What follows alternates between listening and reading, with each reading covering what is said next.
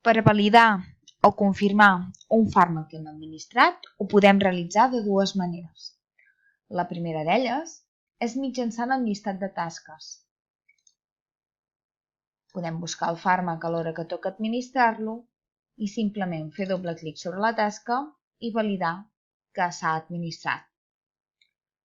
Si bé ens és més còmode veure la medicació en el que seria la gràfica horària del CarePlus, també podem visualitzar i confirmar la medicació mitjançant la prescripció, que la visualitzarem amb la previsió de les diferents administracions que hi haurà properament.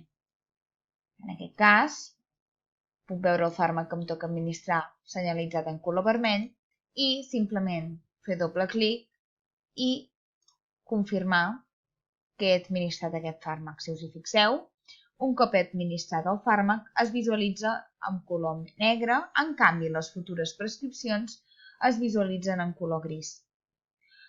D'altra banda, si vull iniciar una fluidoteràpia, es realitza de la següent manera i només es pot realitzar des d'aquesta vista, des del CarePlus.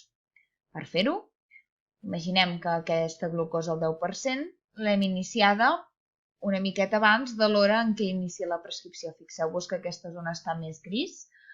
Imaginem que l'hem començat a les 2, llavors podríem fer doble clic i marcar el ritme de perfusió amb el qual hem iniciat el que seria aquesta infusió contínua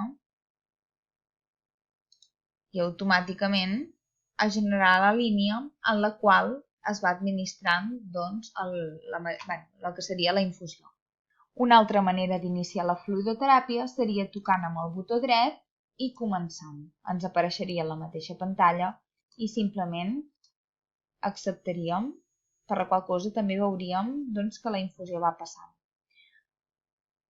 Caldria anar validant que el ritme de perfusió és el que apareix d'entrada, per la qual cosa a l'iniciar el torn o sempre que hi hagi un canvi és un bon moment per validar que la infusió va a X ritme.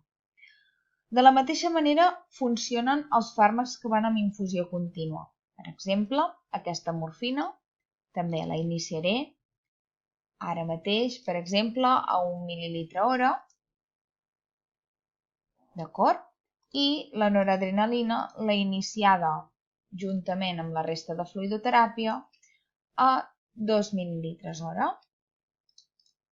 A l'iniciar el torn de tarda, a les 16 aproximadament, la meva companya imaginem que ho ha validat. Això evidentment ho hauria de fer la mateixa companya.